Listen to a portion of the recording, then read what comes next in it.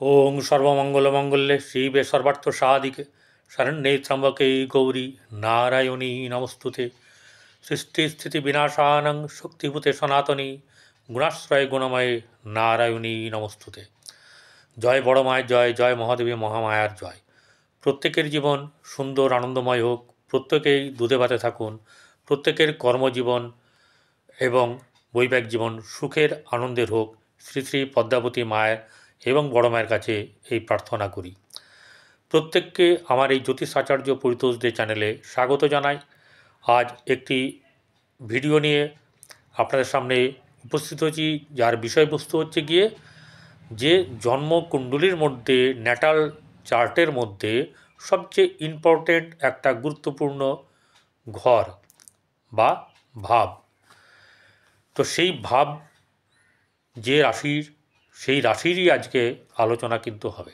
অর্থাৎ জোডাইক সাইনের 9th ঘর, নবম ভাব, ধর্মভাব, পিতৃভাব, আপনার ভাগ্যভাব, এই জায়গা থেকে আপনাদের আজকে আমার বর্ণনা। এবং কেন এখন এই জিনিস তুলে ধরলাম, যে গ্রহের সন্নিবেশ, রবি এবং বুধ, তারা ছিল আপনার দ্বিতীয় ঘরে মকর রাশিতে, সেখান থেকে চলে গেল তৃতীয়, যে তৃতীয় শনি নিজের ঘর কুম্ভে বসে আছে, সেখানে গেছে শনির সঙ্গে তার পিতা রবি। সে রবির সঙ্গে শনির সঙ্গে তো আমরা তো জানি খুটকাট লেগে আছে, তাকে মানে না, মান্য করেন, নানা রকম কথা জ্যোতিষ মহলে আছে। এবং সত্যি সত্যি তাদের দুজনের পন্থা কর্ম সব আলাদা। কেন পছন্দ করে কেন পছন্দ করে না সে ব্যাপারটা তোলাই থাক, কারণ অধিক করতে গেলে আরেক দিকে কম হয়ে যাবে। যেটা নিয়ে আপনাদেরকে নিয়ে এসেছি, আপনাদের কথাই আমি বলবো। এবারে রবি সঙ্গে শনির এই যে গেছে, ছেলের বাড়িতে গেছে, ঠিক আছে, সেখানে ছেলে খুশি কতটা হবে সেটা বলছি। খুশি কিন্তু ছেলে হবে, যতই যাই হোক। আসল কথা হলো সে তার বাবা। এর সঙ্গে কে গেছে? বুধ গেছে। যে বুধ হচ্ছে গিয়ে ম্যানেজমেন্ট মাস্টার, যার সঙ্গে শনিরও সম্পর্ক ভালো, যার সঙ্গে রবির সম্পর্কও ভালো। বোঝা গেল ব্যাপারটা? তাহলে এমতো অবস্থায় তৃতীয় ঘর, আবার চতুর্থ ঘরে দেখুন, যেটা বৃহস্পতি ঘর, সেই বৃহস্পতির ঘরে গিয়ে শুক্র ঢুকে বসে গেছে বেশ কিছুদিন আগে। সেই শুক্র ওখানে গিয়ে তুঙ্গ হয়ে গেছে। এই যে শুক্র যে তুঙ্গ হয়েছে, সে হচ্ছে গিয়ে আপনার ষষ্ঠপতি এবং একাদশপতি। সে তৃতীয়ভাবে তুঙ্গ হয়ে গেছে, এবং তৃতীয় ভাব এবং আপনার যে রাশি, অর্থাৎ তার তৃতীয়, আপনার এখান থেকে কী হচ্ছে, ধনু থেকে শুক্র বসে আছে চতুর্থভাবে রাহুর সঙ্গে। যে রাহুর ক্যারেক্টার হচ্ছে গিয়ে সে সুখ, মানে ভোগ ভালোবাসে, সেও ভোগের কারক গ্রহ, কিন্তু সে ভোগটা এমনই করবে সে দুর্ভোগে পরিণত হওয়ার সম্ভাবনা থাকে। শুক্র কিন্তু বেশ মজ করে প্রত্যেকটি ব্যাপার ভালো করে কষিয়ে মাংস রান্না করে একদম সুন্দর করে বসে আনন্দ সহকারে খাবে। আর রাহু হচ্ছে এই হলো তো দেখ, গদ করে ঢুকিয়ে দাও, খেয়ে নাও। শুক্র কিন্তু এমনটা নয়। সেই শুক্র এবং রাহু চতুর্থভাবে এই ধনুরাশির পক্ষে গিয়ে বসেছে। তাহলে তৃতীয় রবি বুধ শুক্র, এই যে একটা মহাসম্মেলন শুরু হয়েছে, তৃতীয় রবি শুক্র শনি,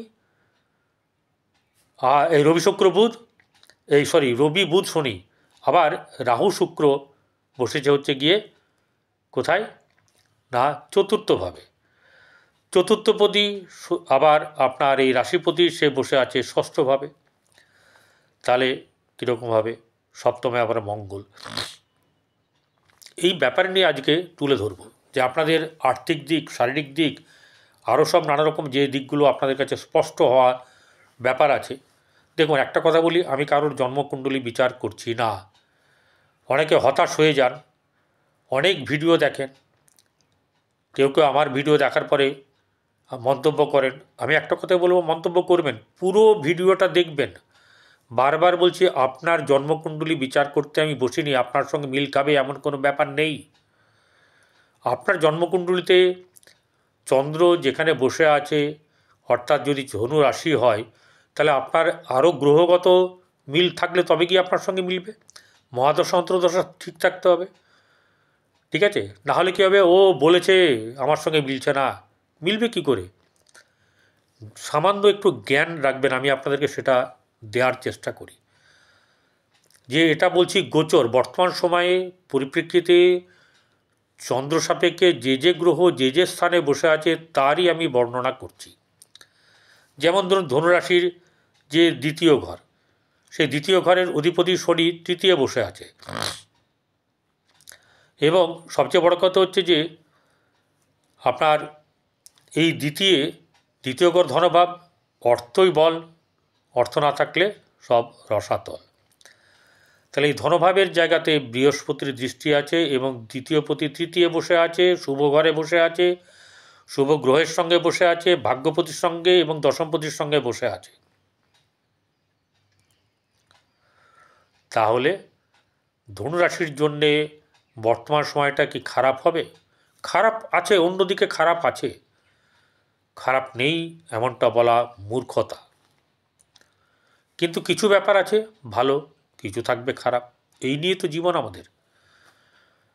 এবারে যে ভালোটা আছে সেটা হচ্ছে গিয়ে আপনার অর্থের দিক থেকে কষ্ট হবে না, কম হতে পারে কখনো কখনো, কষ্ট কিন্তু হবে না। আপনার শারীরিক দিকটাকে আপনি ঠিক রাখার চেষ্টা করবেন, শরীর মন এই ব্যাপারগুলো, ক্রোধ করবেন না, রাগ করবেন না, এতে আপনার ক্ষতি হবে, সম্পর্কের হানি ঘটবে। সেই জায়গা থেকে আমি আপনাদেরকে বন্ধু হিসাবে, জ্যোতিষাচার্য পরিতোষদের থেকেও আমি আপনাদের বন্ধু হিসাবে বলছি যে রাগ ক্রোধ করবেন না, এরকম রাগ ক্রোধ করে কোনো কাজও কিন্তু করবেন না। এবং শুনুন বুঝুন, আপনার মতন বিজ্ঞ মানুষ, অভিজ্ঞ মানুষ, জ্ঞানী মানুষ কম আছে, কারণ এই রাশির অধিপতি বৃহস্পতি যে হচ্ছে জ্ঞানের কারক গ্রহ।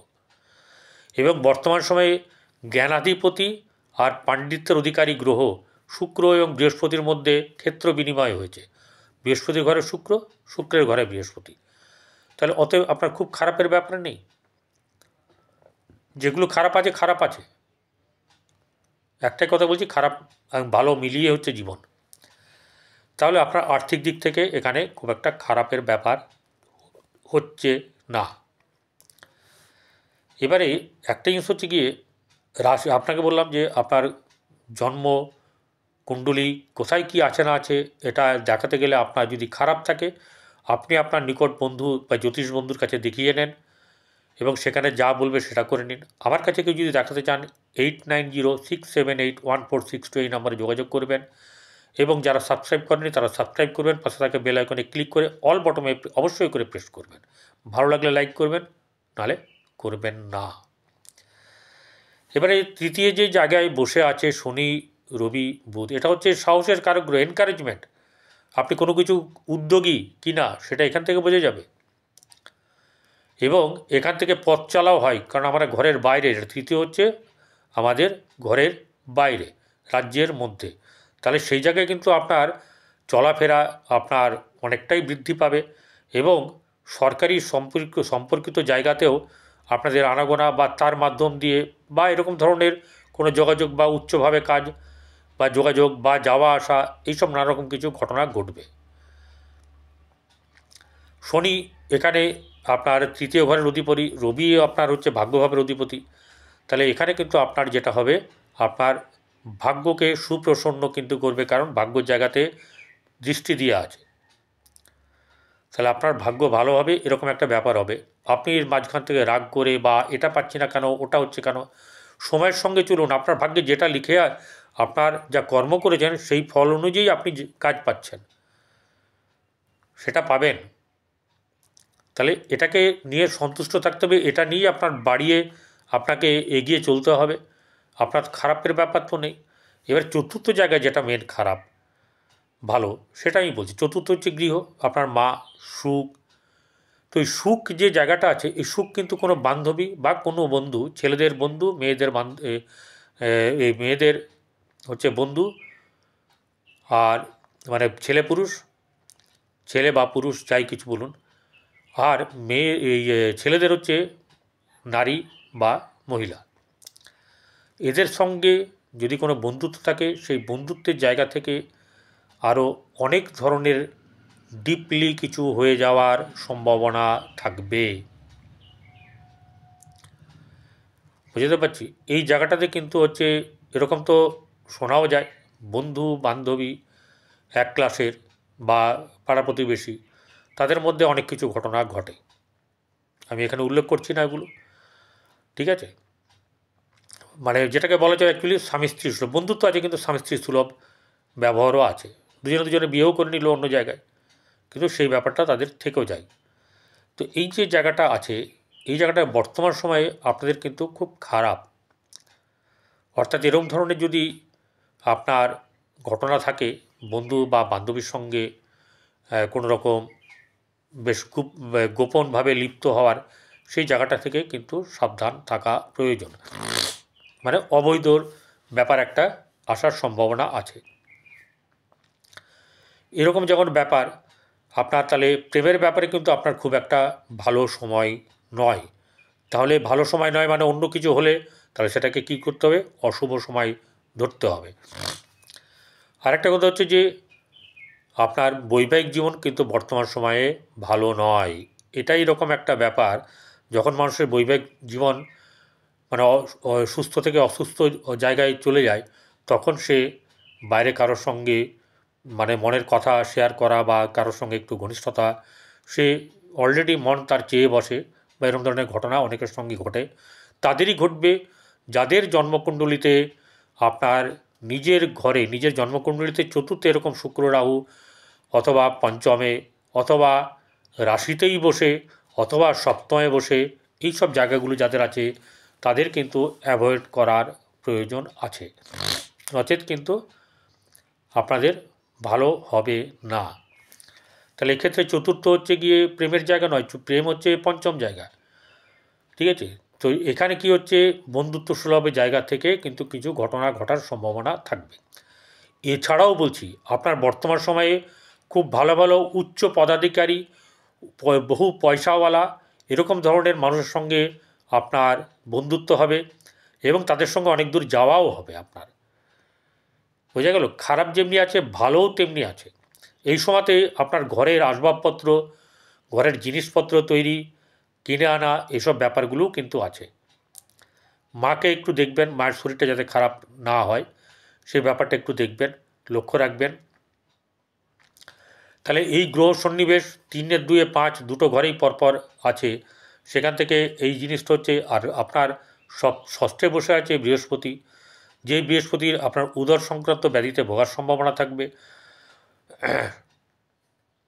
সপ্তমে মঙ্গল বসে আছে বক্রী হয়ে, তাহলে সপ্তম জায়গাটা স্বামী স্ত্রীর সঙ্গে সম্পর্কের ব্যাপারটাতে যাতে কোনো রকম খারাপ ইতি না ঘটে, সেই রকম একটা জিনিস আপনাকে কিন্তু চিন্তা করতে হবে। আপনার সঙ্গে মানে স্বামী স্ত্রীর সঙ্গে ঝুট ঝামেলা মানে ঝগড়াঝাটি করে দূরত্ব বাড়ানোর ব্যাপার থেকে সাবধানে থাকতে হবে।